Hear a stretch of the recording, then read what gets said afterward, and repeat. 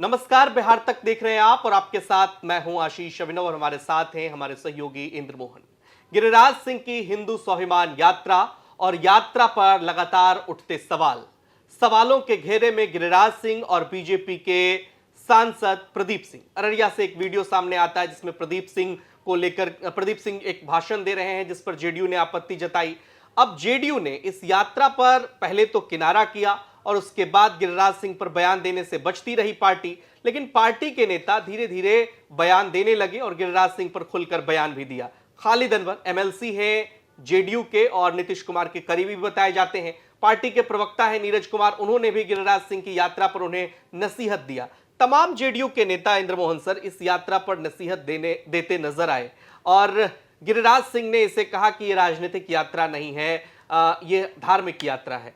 क्या जनता दल यूनाइटेड पहले तो यह सवाल है कि खुद को इस यात्रा से अगर अलग रख रही है तो इसकी मूल वजह क्या है? देखिए, इसमें दो बातें हैं। नीतीश कुमार की पूरी राजनीति जो रही है वो नीतीश कुमार के वोट बैंक में मुस्लिम भी रहे हैं और चूंकि गिरिराज सिंह की ये यात्रा हिंदू स्वाभिमान यात्रा थी जो सीमांचल के क्षेत्र में निकाली गई। इसके निकालने के बाद जरूर वहां पर कुछ भड़काऊ भाषण हुए जिसके बाद कल किशनगंज में माहौल टेंस भी रहा। लेकिन इस सबसे इतर अगर आप बात करें तो नीतीश कुमार बिल्कुल नहीं चाहते कि बिहार का कभी सौहार्द बदले।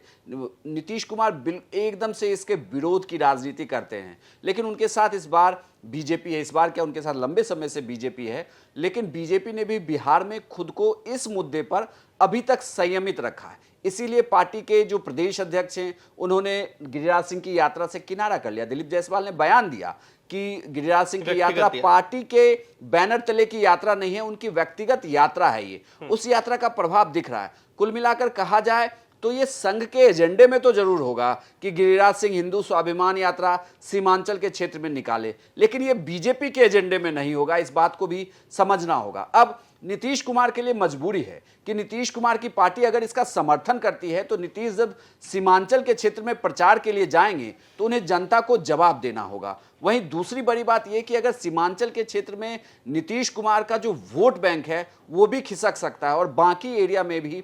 हालांकि एक बड़ा जो इस पूरे मामले में चर्चा है कि गिरिराज सिंह के हिंदू स्वाभिमान यात्रा से उतना हिंदू नहीं जगे जितना लालू परिवार ने मुस्लिमों के पर बयान दे दिया, उससे ये मामला पलट गया है। कह रहे हैं कि उसके बोलने मात्र से, चूंकि तेजस्वी का बयान आया, चूंकि प्रदीप सिंह ने इस तरीके से वहां पर भाषण दिया कि आपको अगर रहना है तो हिंदू कहना होगा या बटोगे तो कटोगे वाला जो नारा चल रहा है, जो गिरिराज सिंह से शुरू होते हुए महाराष्ट्र तक जा चुका है। तो इस पूरे मामले में नीतीश कुमार नहीं चाहते हैं कि उनके ऊपर किसी तरीके का आरोप लगे। इससे बचने के लिए उन्होंने पार्टी के प्रवक्ताओं को बिल्कुल खुलकर बोलने के लिए कहा हुआ है। जो पार्टी के प्रवक्ता लगातार हमला बन रहे हैं, यानी पार्टी अपना बचाव भी कर रही है, अपने वोट बैंक को बचा भी रही है, लेकिन बीजेपी की ये टेस्टिंग है। जो आपने सीमांचल क्षेत्र का जिक्र किया, आप देखें 2 सीटें अगर सीमांचल की पूर्णिया की सीट ले लीजिए, कटिहार की सीट ले लीजिए। सीमांचल के क्षेत्र में जेडीयू को लोकसभा में नुकसान हुआ इन 2 सीटों का। पप्पू यादव चुनाव जीते और कटिहार से कांग्रेस पार्टी चुनाव जीत गई इस बार। तो सीमांचल में जेडीयू ने लोकसभा में तो नुकसान पाया। अब विधानसभा का जब चुनाव हो रहा है तो पार्टी के लिए टेस्टिंग इस बात की भी होगी कि तीसरे नंबर की पार्टी है, उनकी कोशिश होगी कि इस बार विधानसभा सीटों की संख्या बढ़ाई जाए। और सीमांचल में अगर एनडीए को एज चाहिए तो जनता दल यूनाइटेड को आगे आना पड़ेगा। एक सेकुलर क्रेडेंशियल जो नीतीश कुमार की है वो उनको सीमांचल में दिखाना पड़ेगा। शायद ये भी वजह रही कि जेडीयू ने अपना क्लियर कट स्टैंड रखा कि भाई हमको इस यात्रा से कोई मतलब नहीं और आप सांप्रदायिक सौहार्द आप वहां जाकर मत बिगाड़िए। देखिए, इसमें 2 चीजें हैं। अगर जेडीयू चाह रही है कि सीमांचल में उसकी सीटें बढ़ें या बिहार में उसकी सीटें बढ़ें, तो यही बात बीजेपी भी चाह रही है कि उसकी सीटें बढ़े। यही बात आरजेडी भी चाह रही है कि इस यात्रा का नुकसान हो जाए। लेकिन आप कुल मिलाकर अगर देखें तो इसके सेंटर में नीतीश कुमार जरूर हैं और नीतीश कुमार यहां फंसते हुए नजर आ रहे हैं, जिससे बचाने के लिए अब उनके प्रवक्ता फ्रंट में है। लेकिन अगर आप बीजेपी को देखेंगे तो बीजेपी की तरफ से कोई नेता नहीं बोल रहा है, कोई नहीं नेता बोला। वो ऑफ द रिकॉर्ड भले ये कह रहे हैं कि भाई हिंदू हैं तो हम हिंदू की बात कर रहे हैं, कोई हिंदू अगर मुस्लिम की बात करेगा तो समस्या तब है। यानी वो कुल मिलाकर आरजेडी को घेर ले रहे हैं और यहीं से ये विवाद बढ़ा है कि जितना फायदा गिरिराज सिंह को इस यात्रा से नहीं हुआ, उससे ज्यादा फायदा मात्र तेजस्वी ने एक बयान देकर दे दिया है। तो अगर इसका असर दिखता है लॉन्ग टर्म में, तो इसे आप ये मानिए कि बीजेपी को अगर इस हिंदू स्वाभिमान यात्रा के टेस्टिंग में अगर ये पास माना जाए तो गिरिराज सिंह पूरे बिहार में ये यात्रा कर रहे होंगे, और इसका फायदा सिर्फ बीजेपी को नहीं होगा बल्कि नीतीश कुमार को भी हो सकता है। जो बिहार में जातियों में बटा वोट बैंक है वो धर्म पे बच सकता है। अब तक की जो भी है, इसी सवाल पे मैं आ रहा हूं, अब तक की जो बिहार की राजनीति है वो धर्म आधारित राजनीति नहीं रही है। जैसे 15 का चुनाव आपने देखा, वो आरक्षण पे किस तरह से शिफ्ट हो गया लालू प्रसाद और मोहन भागवत के एक बयान के बाद।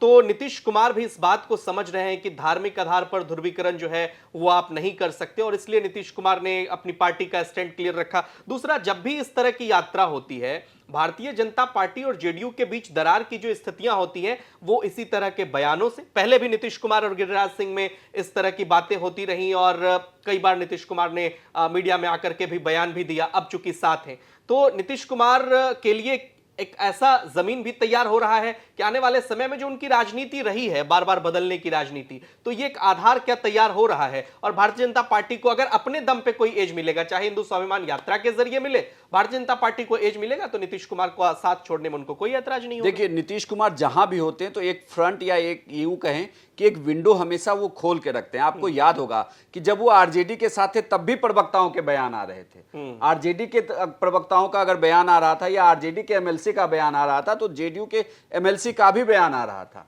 लेकिन नीतीश कुमार जब बोलते थे तो वो सुशील मोदी के लिए बड़े सॉफ्ट हो जाते थे, तो एक विंडो वहां भी खुली थी। इस बार भी ऐसा है कि नीतीश कुमार कभी विंडो क्लोज नहीं करते, क्योंकि उनको पता है कि मास्टर की उन्हीं के पास से, दरवाजा किसी का भी बंद हो, खोलेंगे तो नीतीश कुमार ही। और नीतीश कुमार ये भी जानते हैं कि उन्हें इस विधानसभा चुनाव यानी अगले विधानसभा चुनाव में जिसके सहयोग से उनकी पार्टी के सदस्यों की संख्या बढ़ेगी, नीतीश कुमार इसी के साथ होंगे। आप भूल जाइए कि उनके इमेज पर क्या होगा, वो बार बार कह रहे हैं कि अब नहीं पलटी मारेंगे, लेकिन आधार तैयार होगा या आधार नहीं भी हो, निराधार हो नीतीश कुमार, लेकिन जिधर से जदयू की संख्या बढ़ेगी नीतीश कुमार उधर कभी भी जा सकते। मतलब आप ये कह रहे हैं कुल मिलाकर सीएम पद की दावेदारी जिधर से भी ऑफर हो, अभी तो चूंकि लगातार भारतीय जनता पार्टी ने कहा है कि दावेदार तो वही रहेंगे, दावेदार कहीं भी हो वही रहेंगे, चाहे आरजेडी के साथ आए। आपको क्या लगता है इस हिंदू स्वाभिमान यात्रा से जेडीयू की सेहत पर जो असर पड़ सकता है, संभावित असर, उस असर से जनता दल यूनाइटेड परेशान है? और क्या एक सियासी जमीन इस तरह की तैयार हो रही है कि गठबंधन में आने वाले समय में कोई दरार भी दिख सकता है? कमेंट कर हमें जरूर बताइए, और बिहार की तमाम खबरों के लिए आप देखते रहिए बिहार तक। नमस्कार।